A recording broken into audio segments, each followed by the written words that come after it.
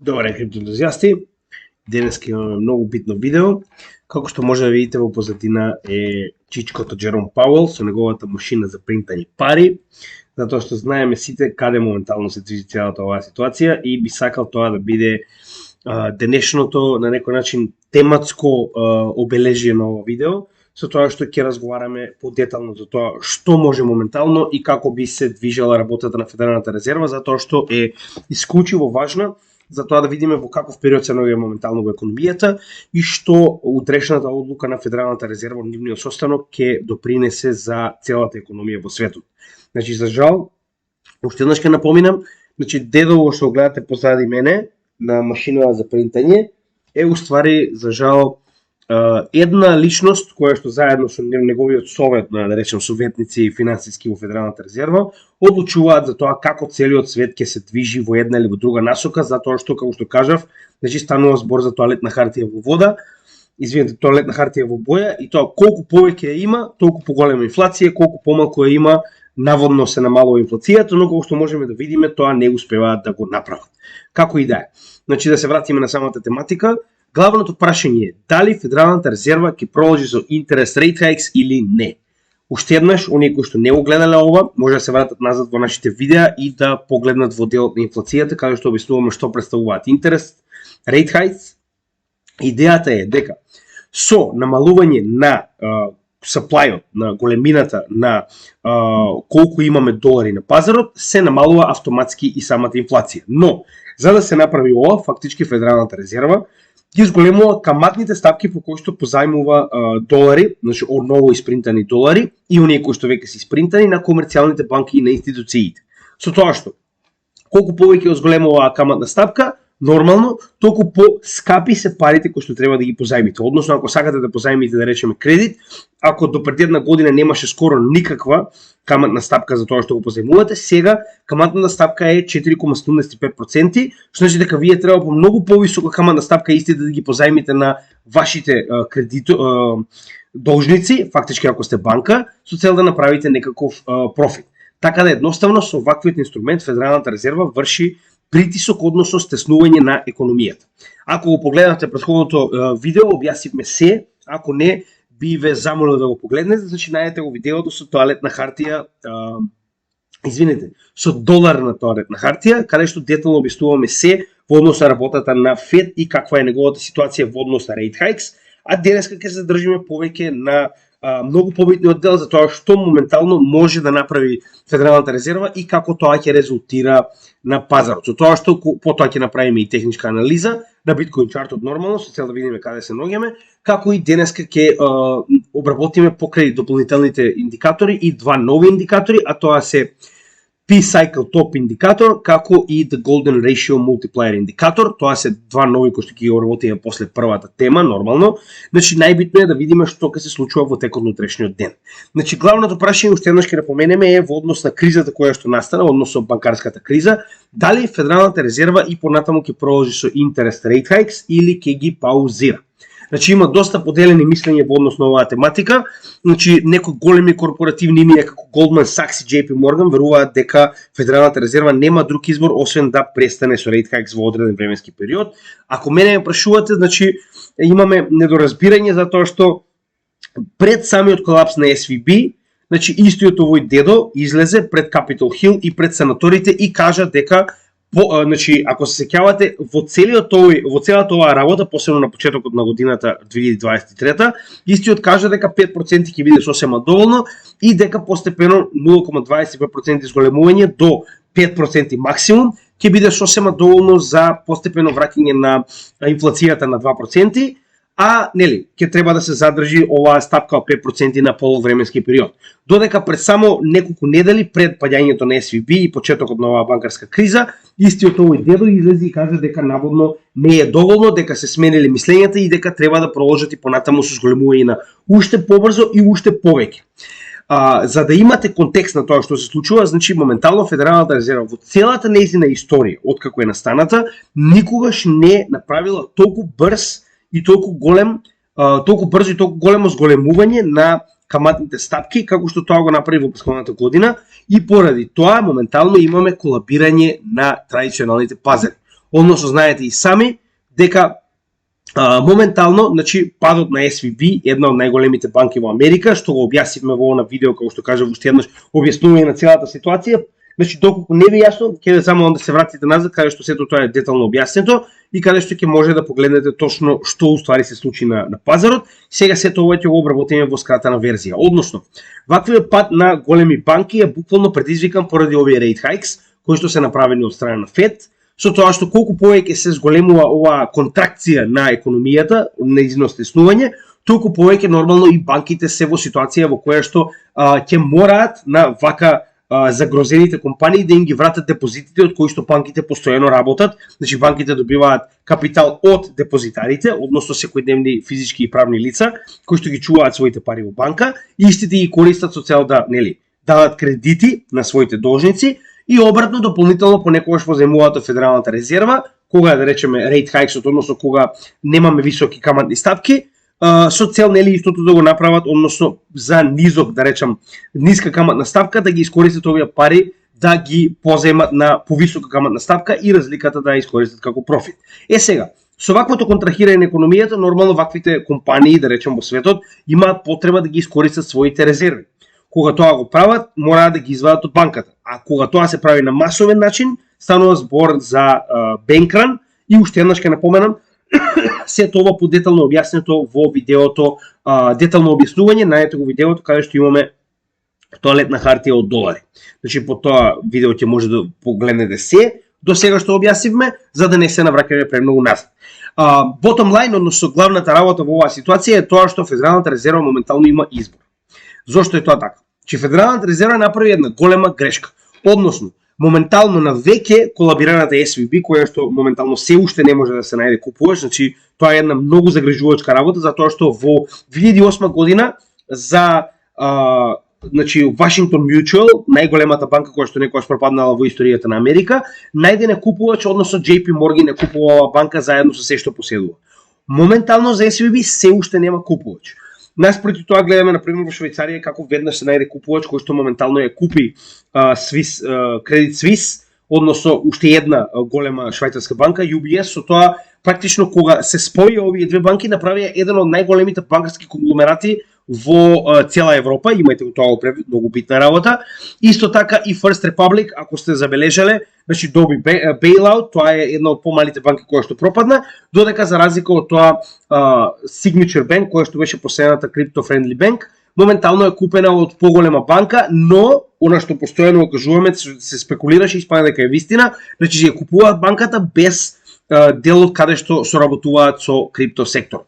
Така да очигледно е дека ова е уствари крипто притисок и се обидуваат ова да го наметнат на крипто секторот, дека наводно крипто секторот е крив за ова што моментално се случува, а многу повеќе од очигледно е дека ваквите rate hikes моментално предизвика оваа лоша ситуација за банките, која што нормално беше очекувана.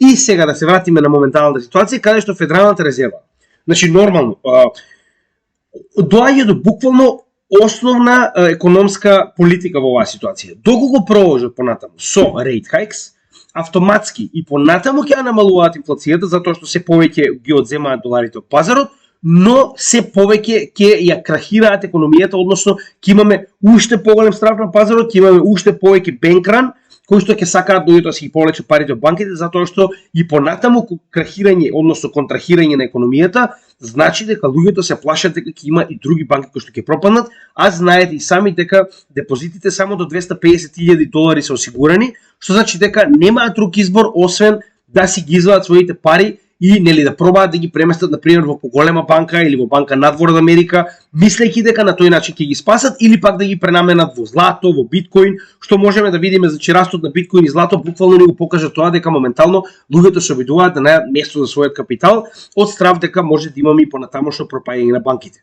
Значи да видиме реално, големите банки како JP Morgan, како Goldman Sachs и останатите нема да пропаднат. Но на овој начин се прави десеткување на оние мали банки кои што немаат избор, затоа што поголемиот дел од штедачите во овие банки многу повеќе веруваат во големата банка која што има трилиони во капитал и која што многу полесно може да се справи со оваа, да речем, оваа ситуација, така да голема веројатност е дека ќе имаме намалување на бројот на банки во Америка каде што едноставно ќе бидат превземени од страна на големите банки, што исто така не е добро, затоа што имате централизирање на банкарскиот систем, каде што ќе имате само неколку олигарци, како што рековме, нели, Wells Fargo, JP Morgan, Goldman Sachs, кои што ќе бидат единствениот случај во кој што ќе може да направите депозит. Нема да имате избор каде на друго место.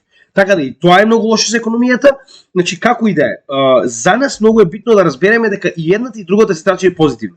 Иако моментално Choke Point 2.0 се претвори во decapitation операција, каде што се обидуваат на секој можен начин да го елиминираат крипто, во вестите во недела објасниме зошто е така, затоа што моментално Федералната резерва има свој FedNow систем кој што се обидува да го спроведе, кој што директно се спротивставува на крипто, затоа што идејата на FedNow е буквално да овозможи 24/7 банкарски услуги за сите клиенти во Америка, што практично мислат дека криптото е единствена позитивна работа е тоа што го возможува, а банките не го возможуваат, но како би можеле да знаат кога не сакаат ни самите ни да го погледнат, ни па да научат што представува крипто.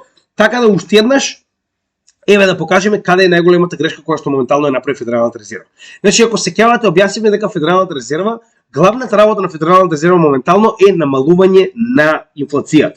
За да намали инфлацијата, они моментално правеа ситуација во која што со овие rate hikes се повеќе, значи поради страф, да речем банките, поради тоа што позајмиле средства од Федералната резерва, за и понатаму да не продолжи с големо ова rate hike, нели, овие каматни стапки, истите се повеќе и повеќе враќаат назад кон Федералната резерва, оно што го позајмиле.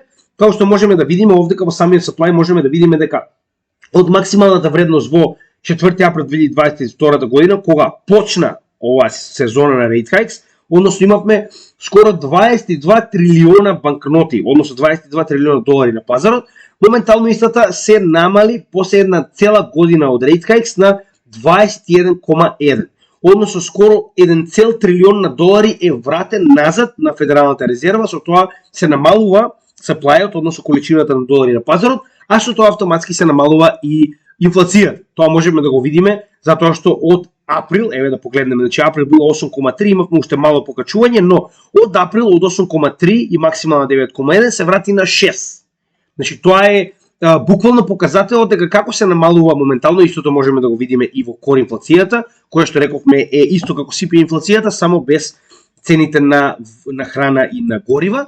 Така да во оваа ситуација гледаме дека money supply-от како се намалува, односно колку помалку долари на пазарот имаме, нормално моментално имаме и ситуација во која што се намалува инфлацијата. Сега каде е проблемот? Федералната резерва на некој начин во страф дека нема да успее ова да го направи до крај, испаничи на почетокот на претходната недела и направи глупост, односно направи сосема спротивно од она што го правеше во својата политика, како што можеме да погледнеме, ова е последниот дел. Значи гледајте, ова е нејзиниот баланс шит.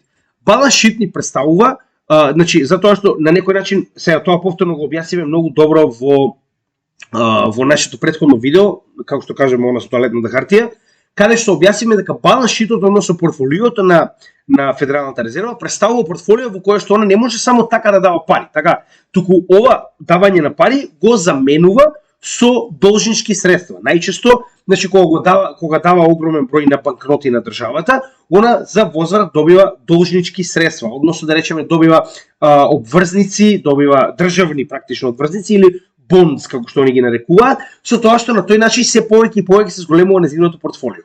Моментално имавме намалување на нејзиното портфолио затоа што како повеќе ги враќа назад на државата овие bonds, така она треба буквално да ги прими назад доларите кои што ги позајмила на државата, која што потоа она ги елиминира од пазарот, тоа што моментално го гледавме на M2 supply. Сега каде е овдека проблемот? Моментално истата беше приморана да даде огромна помош на банките, како што можеме да видиме буквално тоа е уште од точно 7 март, односно во моментот кога почна оваа банкарска криза, значи Федералната резерва беше приморана да даде огромен буст на банките за да се спречи овој бенкран. Односно како тоа може да го направите? Им беше дадено на банките да поземат директно од Федералната резерва колку пари им се потребни со цел да не дојде до неликвидност, односно така настанува банкран. Во моментов кога банките немаат доволно пари да вратат депозити кои што им ги параат, настанува паника и тоа сите сакаат да си ги вратат своите пари и нормално банката пропаѓа. Така да во оваа ситуација ова е она што постојано го кажувам. Значи гледате како државата никогаш нема да дозволи банките да пропаднат. Без разлика колку се корумпирани, без разлика колку лошо работат, очигледно секогаш кога треба, Федералната резерва ќе произведе нови пари, ќе ги даде на банката и готово, нема проблем, одма се ствара ликвидност. Но тоа што не ви го кажуваат е дека моментално со ваквиот чекор што го направи Федералната резерва, ја зголемува повторно инфлацијата на пазарот. Затоа што она што досега разговаравме што е, дека колку повеќе се намалува, значи колку повеќе се намалува колку повеќе се намалува money supply, значи колку повеќе помалку долари имаме на пазарот, толку повеќе се намалува инфлација. Така. Во моментов они буквално гледате што направија. Целото ова намалување една година наназад буквално го прекршија со тоа што на банките моментално им ставија инекција од огромна количина. 300 билиони долари беа вратени на пазарот, што уствари представува quantitative easing наместо quantitative tightening. Односно, обратен процес во кој што моментално се обидуваат да ја спасат економијата со ваква инфузија на пари. Но проблемот е што она што не ви го кажуваат е дека моментално повторно, можеби не веднаш, но ќе добиеме зголемување на инфлацијата. Гледате. Значи овде моментално значи затоа што нели овие извештаи се на месечно ниво, гледате.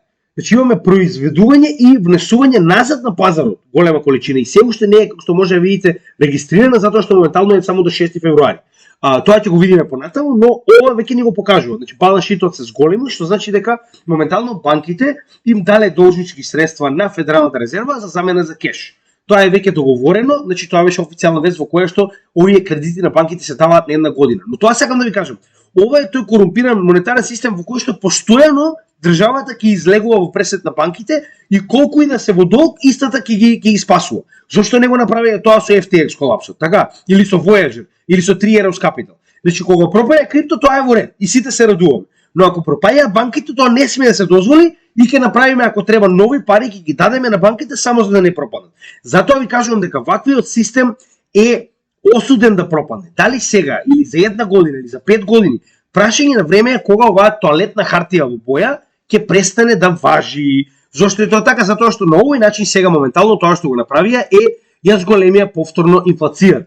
Односно сега моментално ако ја погледнеме инфлационата стапка од 6%, иако можеби тоа нема да се одрази веднаш. Затоа што потребно е време овие пари да поминат низ целиот систем и кога конечно овие пари ќе поминат низ целиот систем и ќе добијат на некој начин буст на економијата, истата да не се уплаши зголемување на моментално, да речем, купување, како што може видите и сами, се повеќе се купуваат ризични добра, затоа што има нов кеш на пазарот, затоа што имаме релаксирање на економијата, се намалува ставот. Но тоа автоматски ќе значи дека ќе имаме повторно зголемување на инфлацијата нагоре. Сега, проблемот што е? Да погледнеме, од 2008 и 2009 година, погледнете овде. Значи, од 2007 до 2008 и 2009 година инфлацијата максимално достигнала 5%. Со тоа што на Федералната резерва не е бил проблем да принта нови пари, затоа што сме имале ниска инфлација. И тогаш кога ги спринтал овие пари, фактички се уште имал простор за работа, затоа што во моментот кога настанала кризата, тоа е негде на почетокот на 2008 година, ние сме биле на инфлација од 4%.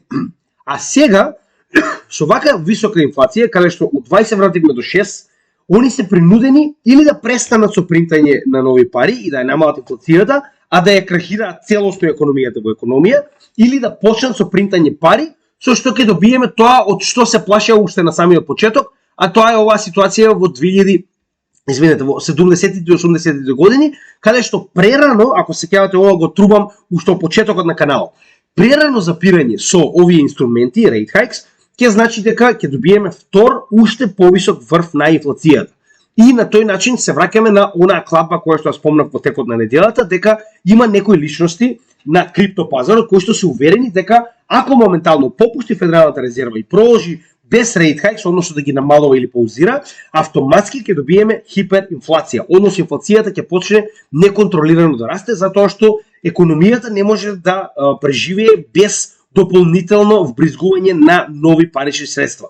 И на тој начин, она што беше клапата дека за 90 дена биткоин ќе добие 1 милион долари вредност, е буквално тоа што овдека моментално го објаснивме. Знам дека е малку комплицирано, но пак ќе кажам, ако ја гледате нашите видеа постојано, ова се би било многу јасно до сега. Сега, да се вратиме на тоа што ќе може да бидат одлуките на Федералната резерва. Значи, Федералната резерва најави дека и покрај пропаѓањето на банките, она и понатаму ќе продолжи со rate hikes. Сега, проблемот е што она значи, че Джером Пауел пред само 2 недели пред пропаѓањето на SVB најави дека ќе добиеме рейт хајк од 0,5%. 0,5% значи враќање на страво, значи зголемување уште еднаш на овој рейт хајк, што значи дека автоматски, доколку тоа го споредиме со DXY чартот, само да објасниме што уствари тоа сака да каже авторот, значи доколку добиеме 0,5, еве да погледнеме како до сега се одвивал чартот на доларот. Значи, се додека имавме големи и високи рейт хајкс, гледаме дека вредноста на доларот и понатаму растеше. Зошто?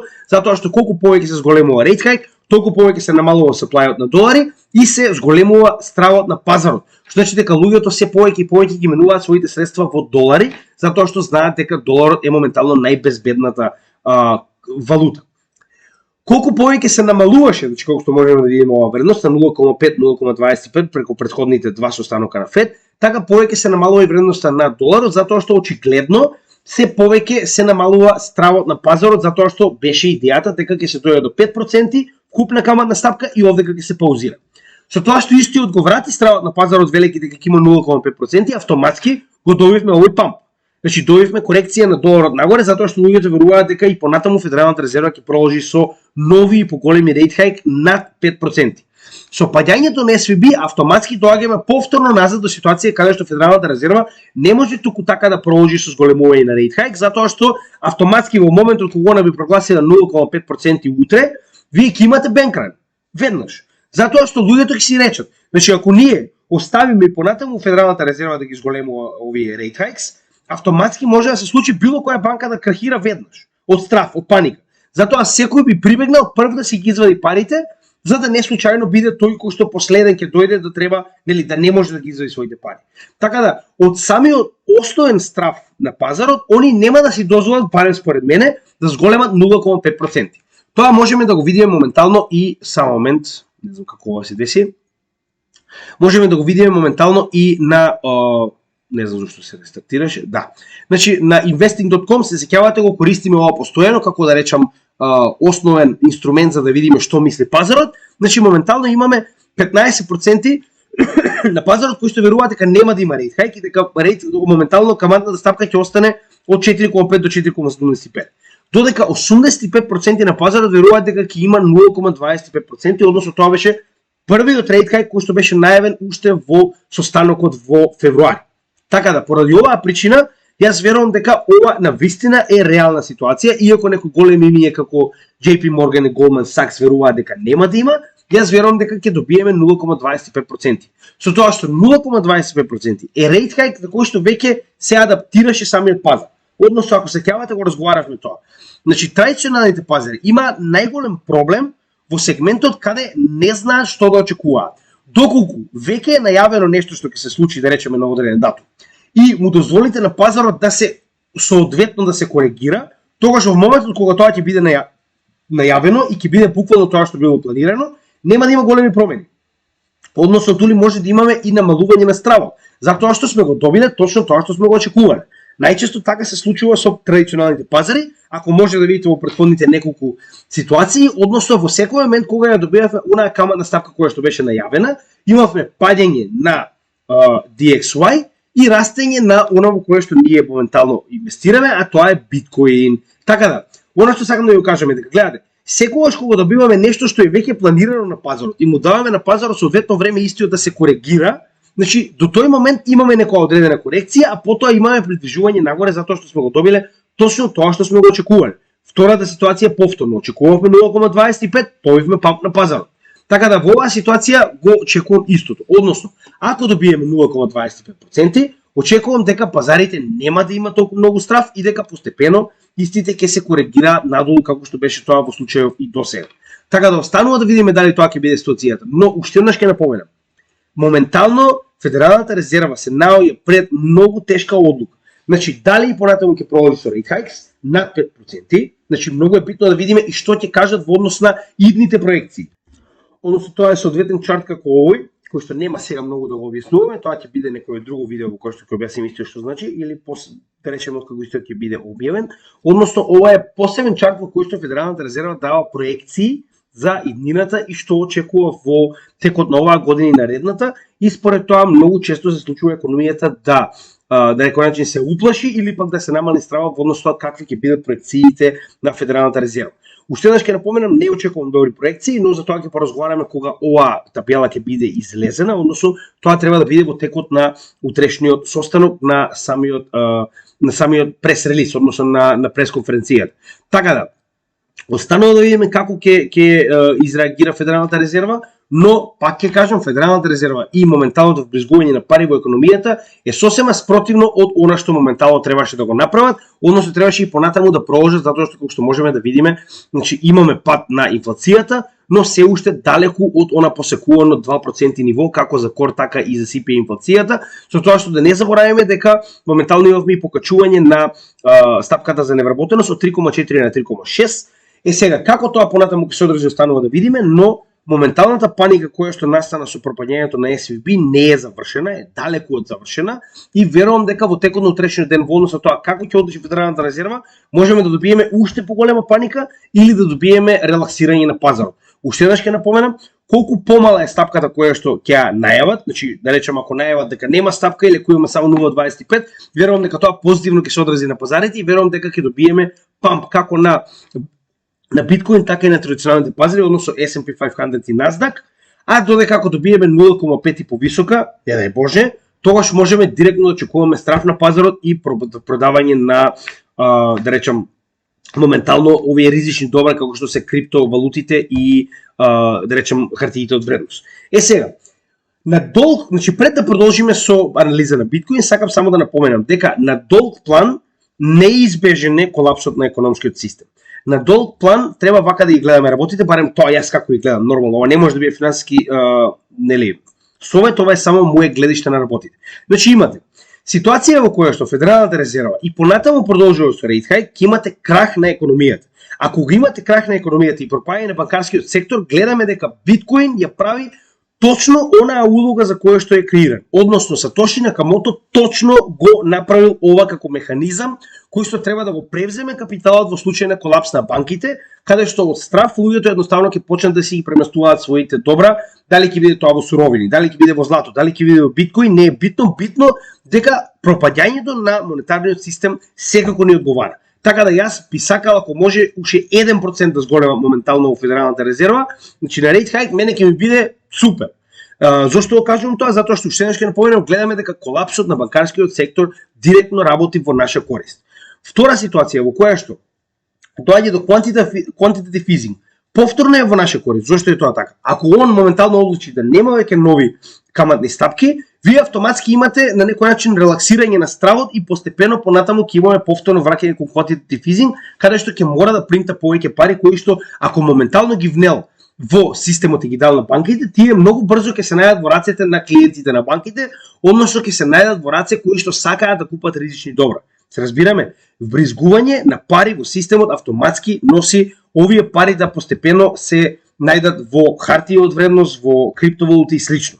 Така да и на една и на друга начина Федералната резерва губи, а криптосекторот добива. Само прашање на време. Во секој случај, дури и краток пат на пазарот треба да го разбереме како ситуација во која што и понатаму можеме да акумулираме по пониски цени. Затоа што кога конечно ќе почне следниот bull market, ќе имаме високи цени, многу од луѓето кои што не купиле ќе велат да можев да купам кога цените беа ниски, тоа е стандардна работа, да сум ја гледал барем 2 пати јас, а 3 пати некој кој што за самиот почеток на криптопазарот, така да имајте го тоа во предвид. Во секој случај ова моментално што се случува на еден или на друг начин е позитивно за криптосекторот. Но нели останува сами да одлучите како вие сакате да се поставите, значи уште еднаш ќе напоменам, ризикот останува да го поднесете сами и затоа бидете внимателни што ќе правите во ова време. Ние понатаму остануваме со нашите криптовалути без да размислуваме. Така да имајте во предвид. Сега, DXY индексот, како што можеме да видиме, направи корекција точно до оваа тренд линија која што моментално го оформи врвот на самиот DXY во bull market и моментално се придвижува после корекцијата на оваа тренд линија надолу. Можеме да видиме дека ова беше така речено dead cat bounce, кој што настана буквално од оваа ситуација во која што Федералната резерва најави дека ќе имаме уште повисоки, уште поголеми rate hikes, кои што моментално не може да ги реализира поради тоа што ќе дојде до крах на целата економија. Така да, на дневно ниво гледаме дека падот и понатаму продолжува на DXY во сите, значи сегменти. моментално сток RSI е доста препродаден, но тоа не го менува фактот дека RSI има уште многу за движење надолу, значи од 42 има уште 12 поени до моментот кога ќе биде препродаден. Имаме bearish divergence, која што настана во оваа ситуација каде што имавме висок и понизок врв на MACD и низок и повисок врв на чартот на DXY, каде што моментално гледаме дека повторно се наоѓаме во оваа зона која што претходно беше во два наврати врв на гледате овде, значи два наврати поред беше врв на DXY bull маркетот, а сега моментално представува поддршка, ако се сеќавате, и во овој момент кога дојдовме прв пат во ова поле,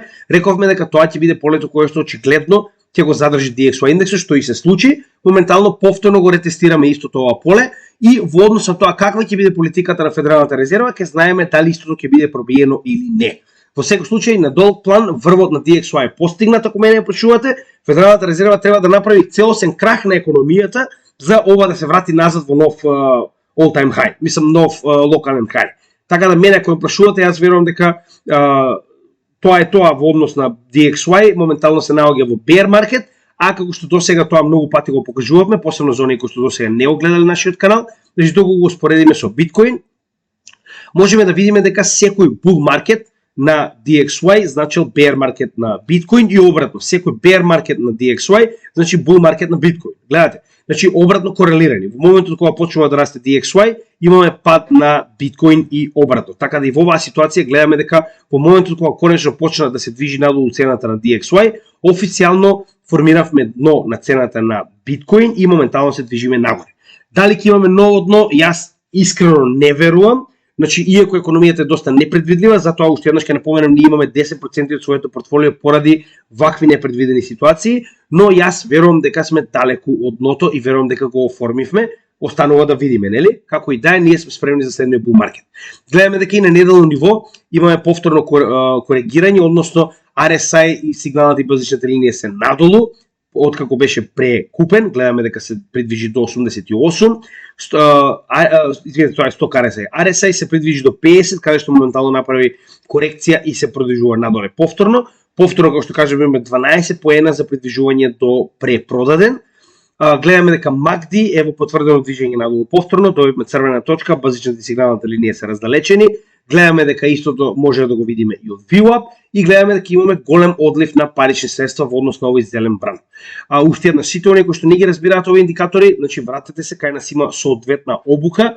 Значи само поминете преку техничка анализа, тоа е цела плейлиста во која што сите овие индикатори се детално објаснети. Оние кои што ги знаат многу полесно може да разберат она што моментално го објаснуваме. Тоа е во однос на неделно, дури ќе погледнеме и месечно ниво, чисто да видите дека и на месечно ниво конечно нели ова е доста потврдено движење надолу и гледаме дека индикаторите се уште се bearish, а како што можеме да видиме, најчесто овие bear маркети траат и длабоко под нулата, така да имаме време пред MACD да се придвижи надолу, пред RSI кој што е се уште на 54 да се придвижи надолу, значи има уште многу време од овој bear маркет, така да тоа е она што постојано окажуваме дека моментално се наоѓаме во ситуација во која што bull маркетот на криптовалутите е започнат, додека истото можеме да го видиме како обратно пропорционално на DXY индексот. Следно кое што сакам да го анализирам се S&P 500 и Nasdaq. Значи, уште еднаш битна работа која што мораме да ја напоменеме е дека во моментот кога имавме, само уште еднаш ова ќе оспоревам со Биткоин, за да можеме да разбереме дека иако двата се корелирани, значи се длабоко корелирани, мораме да признаеме дека има моменти како што моментално можеме да видиме дека во моментот кога падна FTX, тоа е негде околу ноември 2022 година, гледаме многу голем раст на нормалните традиционални пазари, односно во оваа ситуација е S&P 500, индексот на најдобри 500 компании во Америка, додека имавме огромен пад на биткоин валутите. Зошто? Затоа што FTX самиот по себе не е на никој начин поврзан со традиционалните пазари и поради оваа причина очигледно истите не изгубија на вредност, односно добија на вредност додека биткоин и криптовалутите доста крвареа во тој период. И обратно, во овој момент кога имаме пад на банките и колапс на банкарскиот систем, очигледно луѓето кои што посетуваат хартија од вредност се обидуваат да се ослободат од истите од страф, а во исто време биткоин и понатаму расте. Значи гледате, обратно корелирано во оваа ситуација не е само тоа што институциите кои што се битни за традиционалните пазари и институциите кои што се битни за криптопазарите како банки и менувачници предизвикуваат страф на пазарот инклузивно. Менувачниците само за криптопазарот, банките највеќе за традиционалните пазари. Иако тоа исто значи проблем и за биткоин, во голема ситуација, значи овдека можеме да видиме дека беше искористен како хедж против моментално, да некој начин, колапсот на банкарската машинерија. Иако не е целосен, можеме да видиме дека постепено ќе се придвижиме во таа прашање на време кога. Во однос на S&P 500, би сакал да напоменам дека ова, оние кои што следат нашите анализи го слушнаа, односно рековме дека ваквата корекција многу веројатно е да дојде до овој канал. Ова е канал во кој што се движеше по целиот овој bear market, вредноста на S&P 500, и рековме дека многу е веројатно да добиеме ретест на горната граница на овој канал, по кој што би можеле да се придвижиме нагоре. Овој ретест очигледно соодветствува со 78,6 Fibonacci левелот, односно тоа е најголемата корекција која што можеме да направиме на Fib левелот, односно 0,786 од претходната, да речеме, од овој претходен бран на движење нагоре. Така да во оваа ситуација што ова ни соодветствува и со горната граница на овој канал, како и со ова ниво на Fibonacci секвенцата, пошто очигледно почнеме се движиме нагоре. Зошто? Затоа што луѓето гледаат спас на својот капитал во се освен во банкарскиот систем.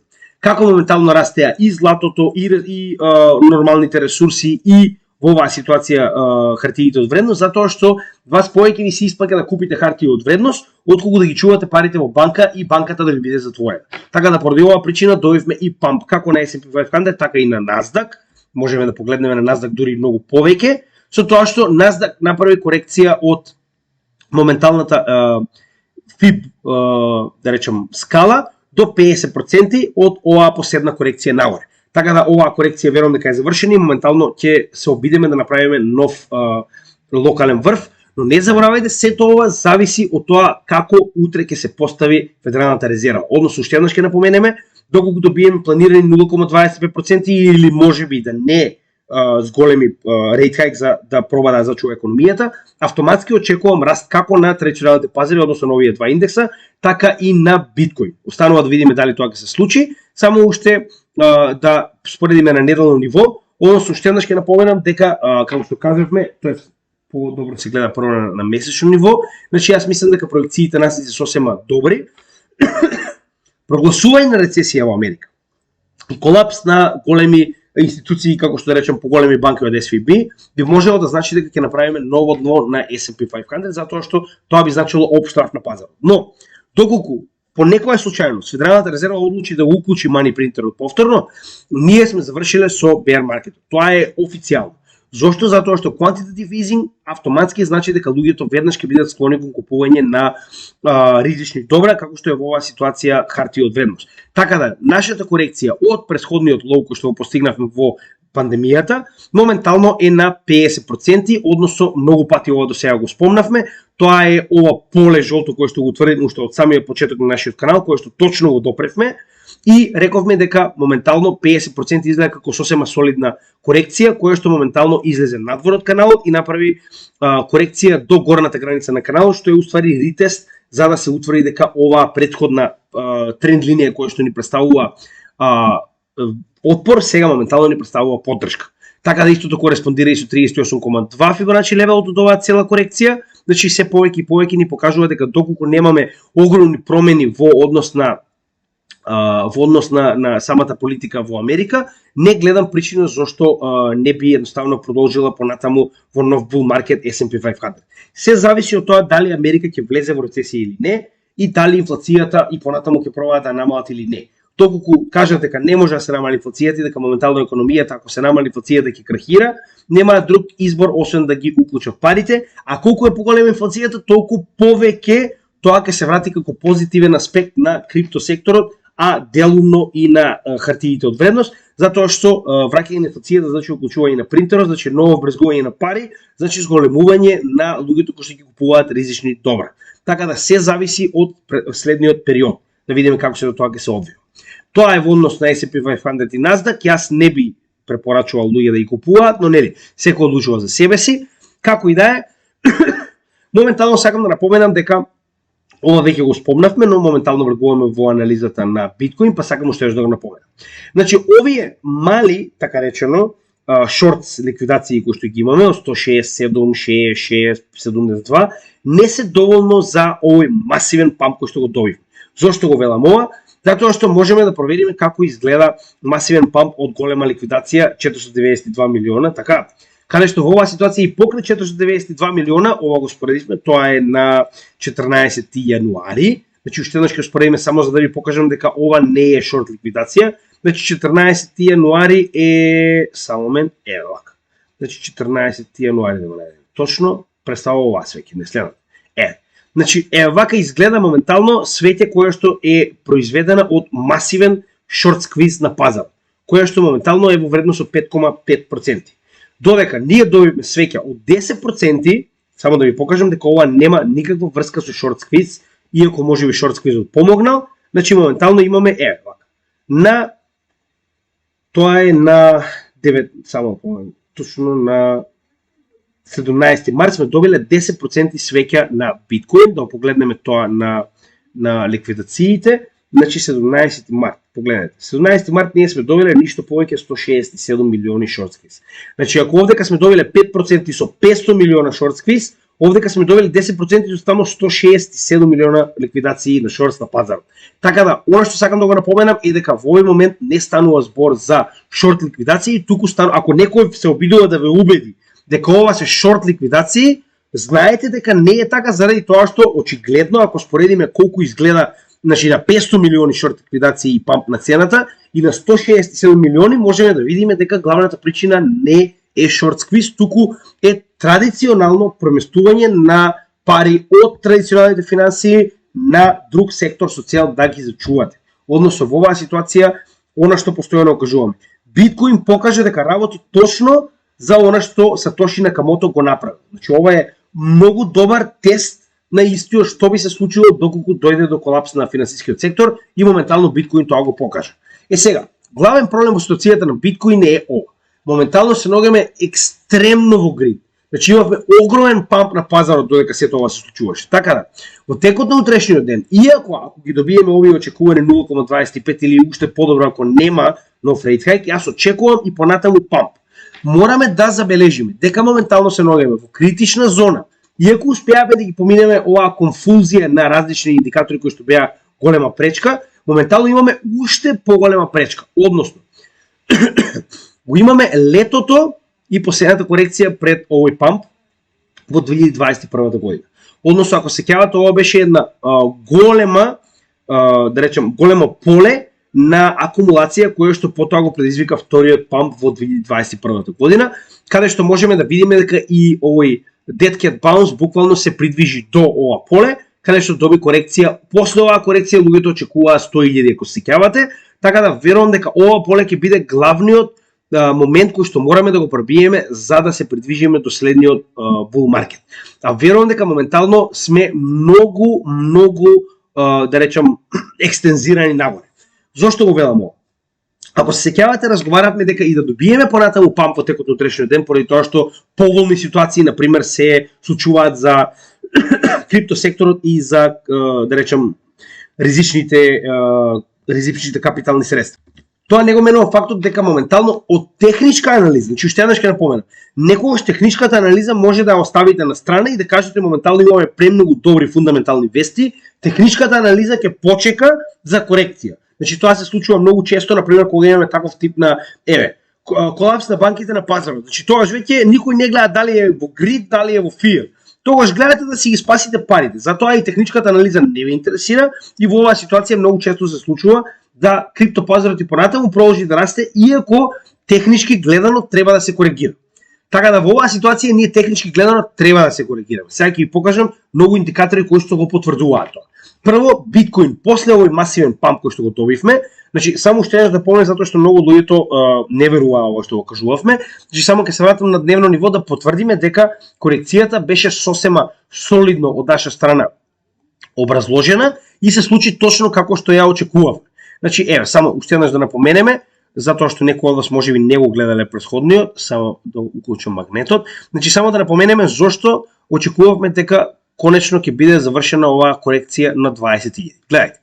Значи, прво, точно околу 20.000 имаме Fibonacci Golden Ratio 61,8%, кој што најчесто представува местата каде што имаме корекција во обратен правец. Односно, до овој левел се завршуваат корекциите пред да се придвижат во обратен правец. Тоа и се случи. Значи, гледајте колку индикатори ни покажуваат дека ќе се случи ова на 20.000, што точно го предвидуваме на нашиот канал. Второ, каналот точно завршува негде околу 20.000, како што може да видите, тоа е каналот на Bollinger Bandот, кој што исто така беше уште еден индикатор од оваа конфузија. Следно ни представува ова психолошко ниво на 20.000, кое што кажавме дека ја држи цената околу себе си во целиот овој bear market. Така да, 20.000 и понатаму останува психолошко ниво, затоа што не само што го држи цената ја држи околу себе си во целиот овој bear market, туку дополнително представуваше и врв на цената во 2017-2018 bull market. Така да, дополнително гледате, имате многу индикатори кои што ни покажуваат дека точно овдека е најголемата шанса да се случи оваа корекција, како и дополнително ни представува врвот по кој што добивме корекција надолу од страна на капитулирањето на FTX. Така да, ова се неколку левели кои што ги имаме на овој чарт. Дополнително, значи можеме да погледнеме дека не се само тие индикатори, туку долната граница на bull market support band исто така корелира со 20.000 вредноста, односно рековме дека треба да добиеме ритест на bull market support band пред да продолжиме се движиме нагоре, затоа што не можеме да почнеме со нов bull market додека не направиме успешен ритест на bull market support band и се придвижуваме нагоре во следниот bull market. Тоа ни е после 2017-2018 bear marketот, како и во оваа ситуација 2013-2014. Официјално, кога сме успеале да пробиеме над него и направиме успешен ритест, се влекуваме во следниот bull market. Затоа и ви реков дека без да направиме успешен ритест, јас не гледам момент со кој што ние ќе можеме понатаму да продолжиме во следниот bull market. Исто така, можеме да погледнеме дека ова представува и пробивање над Wyckoff акумулацијата. Многу пати сме го разговарале до сега, односно ваквото пробивање над Wyckoff акумулационото поле ни бара конечно да направиме и ритест на истото пред да продолжиме нагоре. Сега, овдека влекуваме во следниот дел. Значи, до сега можеме да видиме дека буквално сите овие индикатори заедно со оваа Wyckoff акумулациона шема ни покажуваат дека се наоѓаме на точно одредено место за корекција. Иако ние не го искористиме овој момент за да купиме, затоа што овие 10% ги чуваме за секој случај, за места кои што не може да ги предвидиме. Значи, на крајот од денот сакам да напоменам дека нашата техничка анализа беше точно на место и утврдивме точно каде е најдоброто место да се направи оваа корекција, односно да се случи, иако, како што кажавме и претходно, има уште некои левели под него, кои што се доволно силни да ја задржат. Значи, во секој случај испадна една од најдобрите ситуации кои што можеме да ги предвидуваме. Сега да се вратиме назад на неделно ниво да видиме што понатаму. Значи, уште еднаш ќе напоменам дека над нас прво сме излезени надвор од bull market, од Bollinger Band. Значи, ова е оно што морам да го напоменам. Значи, овдека моментално би одговарало најдобро да добиеме корекција назад до ова ниво, а тоа е моментално првиот колапс од Terra Luna колапсот, ако се сеќавате, затоа што тоа ќе ни даде повторно ресетирање на индикаторите, за да можеме да се придвижиме нагоре кон ова многу битно поле на акумулација, кое што претходно беше акумулација и поддршка, сега ја верувам дека ќе биде солиден опор на цената. Сега, што моментално можеме да видиме на самите чартови. Значи, на овој чарт, каде што ги имаме овие индикатори, можеме да видиме дека моментално се наоѓаме доста високо, повторно. Значи, RSI е на 65, сток RSI е на 90 на неделно ниво, што е доста високо. Гледаме дека MACD понатаму се движи нагоре со корекција на сигналната и базичната линија во нагорен тренд, исто и VWAP, но гледаме дека сме многу високо, многу.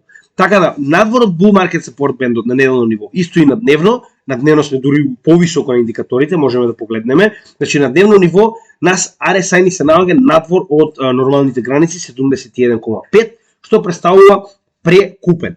Истото е и со сток RSI, кој што е на 97, значи максимална вредност, така да и гледаме дека моментално не само што сме oversold на овие два индикатора, туку исто така гледаме за облување во MACD.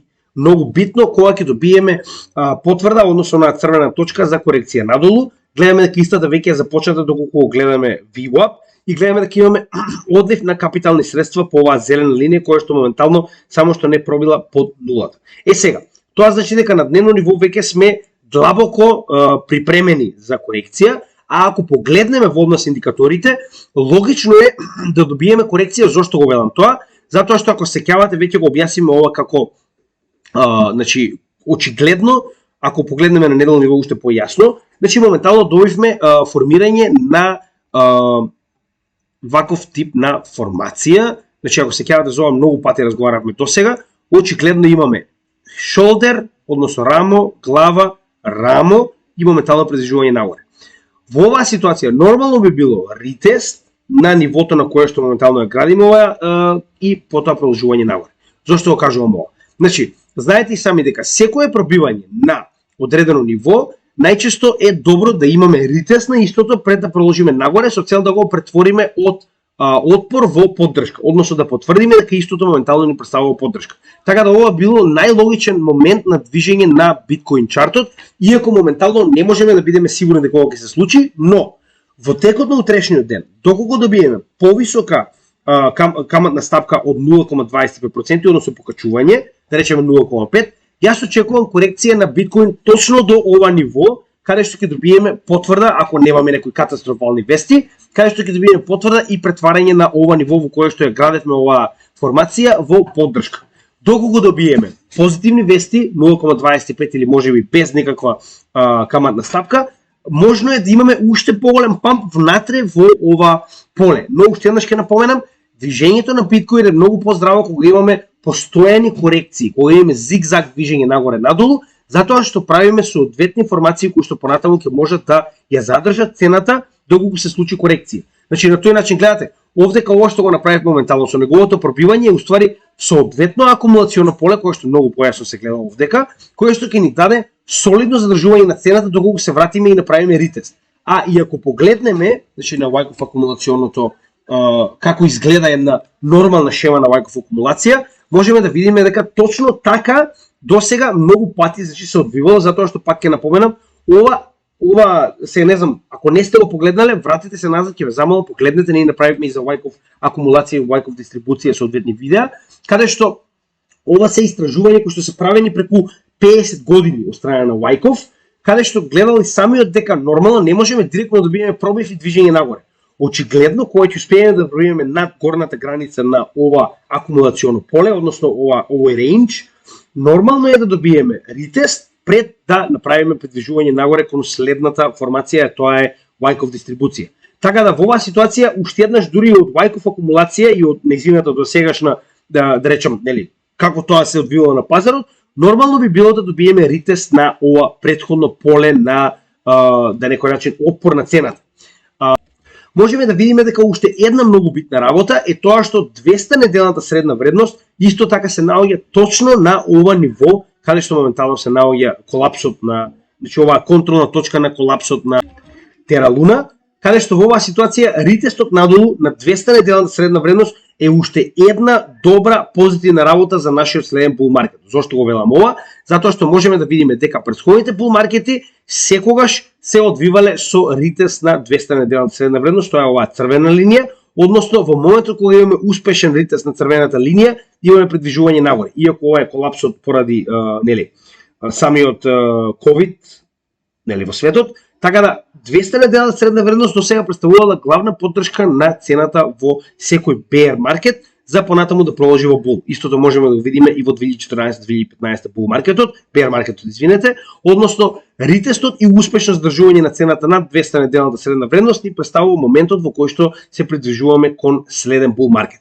Значи тоа е уште еден дополнителен индикатор заедно со bull market support band, кој што во оваа ситуација и двата би ни дале соодветна поддршка и на некој начин уште посилно движење на биткоин нагоре, затоа што сега веќе овие претходни проблематични нивоа се наоѓаат како поддршка на нашата цена.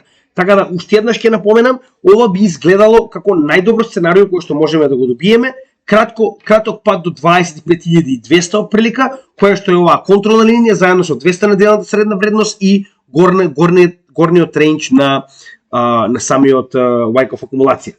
Тоа се еден од најдобрите работи кои што можеме моментално да ги направиме со цел да добиеме уште посилно движење на биткоин нагоре, затоа што моментално сме oversold. И уште еднаш би сакал да ви кажам дека е рано до една година пред самиот следен бул маркет. Зошто го напоменуваме ова постојано? Значи овдека мислам дека најдобро ќе може да го погледнеме на макро ниво, за да може да видите за што станува збор. Значи толку го успоредиме ова на макро ниво, ќе може многу појасно да го видите она што сакам да го кажам. Значи досега од претходните халвинзи, како што можеме да видиме, една година пред самиот халвинг, само да го бележиме ова ниво, значи 1 ноември 2012, 1 ноември 2011. 1 ноември 2011. Добро, треба да направиме плава и да ставиме да не се гледа во другите зони, за да не буни. Така да. Значи, една година пред самиот халвинг имаме нагорно движење кое што експлозивно се движи после самиот халвинг. Така, една година пред самиот халвинг имаме почнување на нагорно движење кое што понатаму се предвижува во експлозивно движење после самиот халвинг и овде ќе имаме единствена ситуација во која што го немаме тоа затоа што имавме ковид. Ако не беше ковид, јас верувам дека ќе имавме и многу повисок bull market, како и да се случи што се случи, затоа ова ситуациите кои што не натераа да задржиме и понатаму 10% од нашето портфолио за секој случај, за да не дојдеме до ваква ситуација која што е непредвидена и да имаме нешто на страна за дополнително инвестирање. Така да, уште еднаш ќе напоменам, една година пред самиот халвинг не сме ја достигнале, за да почнеме солидно да се движиме нагоре.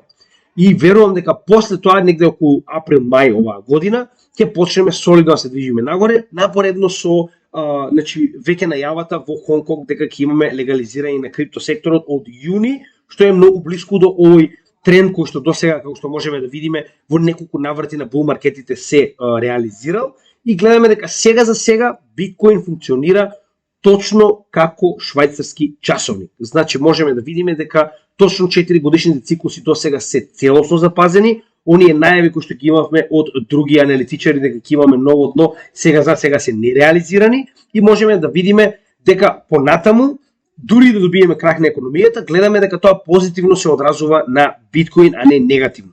Многу луѓето веруваат дека потенцијален крах на економијата, како пропаст на банките, пропаст на економијата, ќе значи пропаст на криптовалутите, но очигледно сега за сега изгледа дека е обратно пропорционално на некој начин поседувањето на криптовалути и традиционалните пазари и се надевам дека така и ќе остане.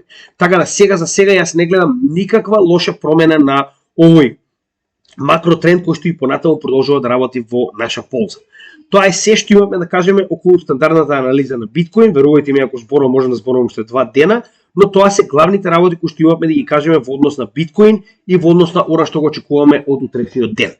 Гледаме дека исто така Fear and Greed индексот моментално е многу понаклонет на традиционалните пазари кој што е на само 32, значи во страф, додека за разлика од тоа во криптопазарот е 68. Ова е онаа разлика која што беше обратна кога пропадна FTX. Односно крипто пазарот беше во Fear, а традиционалните пазари беа во Greed, а сега моментално се обратно затоа што имаме пропаѓање на банки кои што во оваа ситуација се многу помалку битни за крипто секторот за разлика од традиционалните пазари. Сега, би сакал да разгледаме уште некои интересни индикатори пред да го завршиме ова видео, со цел да имаме целосна слика за тоа што се случува моментално на самиот пазар. Значи гледате овде ќе имаме 200 неделна средна вредност која што е многу битна за bull market. Значи ова е на Look into Bitcoin, тоа се некои интересни чартови кои што ги имаат они, што не мораме сега ние да ги правиме, едноставно можеме да ги користиме истите постојано затоа што се бесплатни. Погледнете, е доста добра како страна, има доста бесплатни индикатори кои што не мора сами да ги правите, може да ги користите кај нив.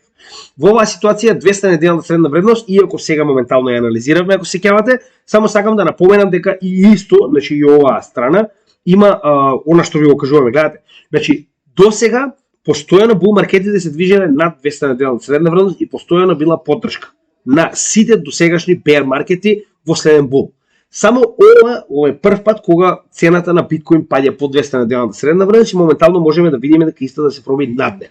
Но се уште е рано за да добие точка, односно да добие потврда дека истата се наоѓа над 200 неделната средна вредност и затоа реков дека коригирање до 200 неделната средна вредност и успешна корекција од неа нагоре би значило уствари претварање на 200 неделната средна вредност од отпор во поддршка, што е многу битно за следниот бул маркет.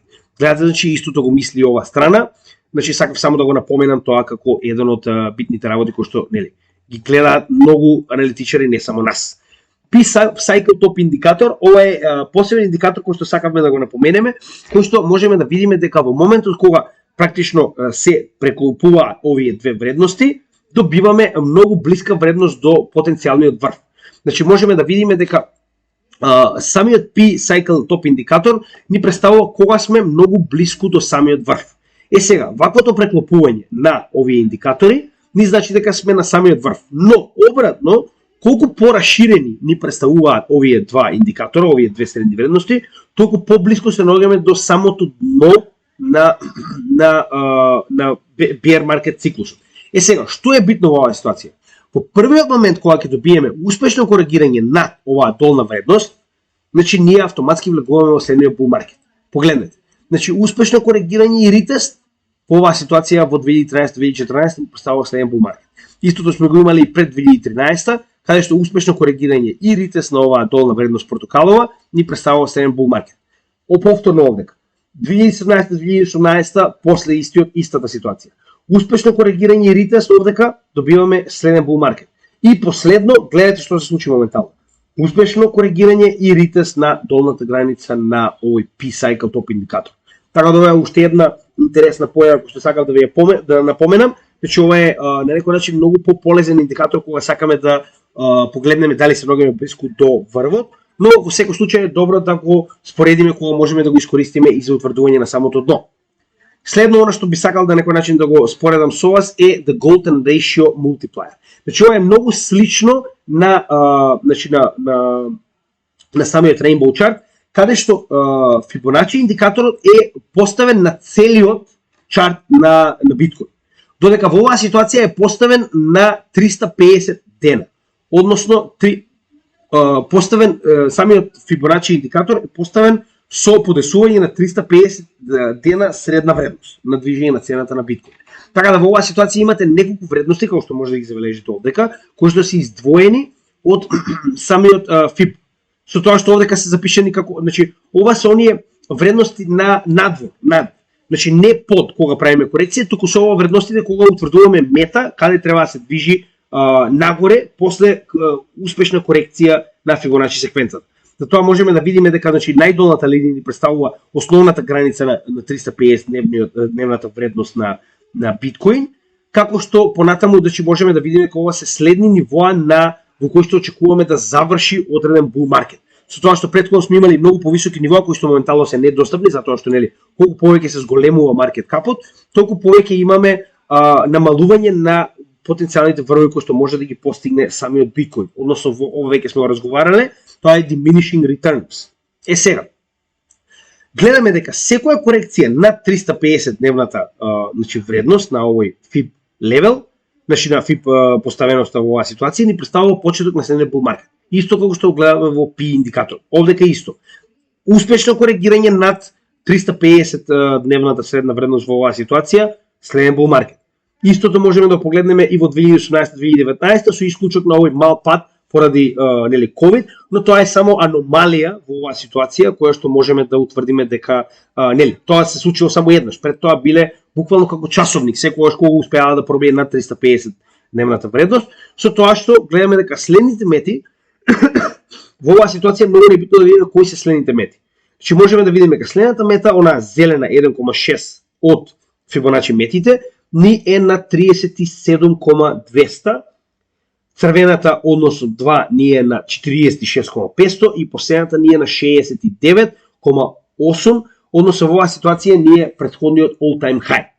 Така да, овие три мети нагоре ни представуваат значи според овој индикатор следните мети на кои што ќе на некој начин запреме. Така да прв пат успеавме да ја пробиеме оваа вредност од 350 дена средна вредност на биткоин. Тоа ни покажува дека сме во почетокот на следниот bull market. Останува да видиме кога ќе успееме да ги пробиеме следните вредности, ќе го анализираме овој на некој начин индикатори понатаму, со тоа што не заборавајте дека најчесто потребно е време, нели, како што може да видите како се движи цената на биткоин, така и овој индикатор се коригира нагоре, за овие вредности да се коригира нагоре во потенцијалната следна мета на биткоин, затоа што можеме да видиме до сега, значи во однос со тоа како нели се забележени понатаму вредностите на FIB, истите до сега ги утврдувале и претходните врвови на бул маркетите на биткоин. Така да останува да видиме како тоа ќе се движи и понатаму, но и ова е уште еден индикатор кој што сакам да ви го представам и кој што ќе го следиме во следниот бул маркет. Нормално овдека ни е и самиот Rainbow Chart, кој што како што напоменавме, значи можеме да видиме дека со самото враќање, ако се сеќавате ова го напоменавме, се врати буквално надоле до така речено fire sale, односно едно од најдобрите цени по кои што може да купите биткоин, со тоа што гледате. Моментот кога се врати до ова најниско ниво на Rainbow Chart-от, веднаш се коригираше нагоре, затоа што тоа беше едно од најдобрите цени по кои што може да купите биткоин во овој период. И моментално истото можеме да окажеме и за овие три индикатори кои што досега многу пати сме ги разговарале, значи нема да напоменуваме кои си што се, знаете и сами. Pure Multiple ни представува профитабилноста на мајнерите, може да се вратите назад каде што ги објасниме сите, нели, нормално. R-Hodl ни представува колку моментално се држи биткоин и како истиот се променува од рака во рака, со тоа што и последниот нормално е реализираната маркет вредност на биткоин, во тоа дали се наоѓа блиску до врвот или блиску до самото дно.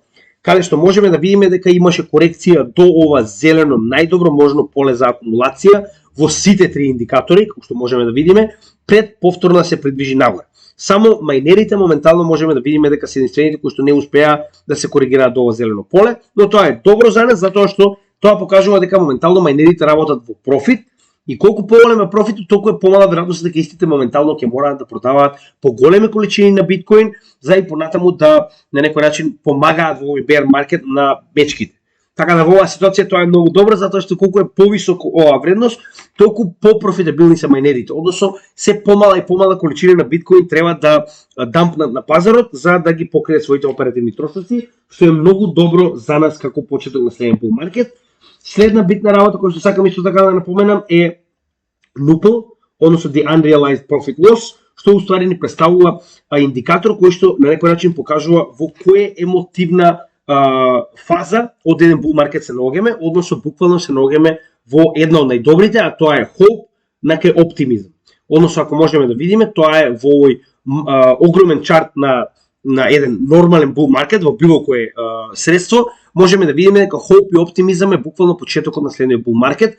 Зошто го велам ова? Затоа што вредноста моментално на овој индикатор, рачуната по целиот циклус до сегашен на биткоин, буквално се придвижува постепено од капитулација, односно целосната капитулација кога успеавме да стасаме до 15.500, до hope и fear, пред конечно да пробиеме нагоре во оптимизам, што уствари представува почеток на следниот bull маркет кој што моментално следува во следната година.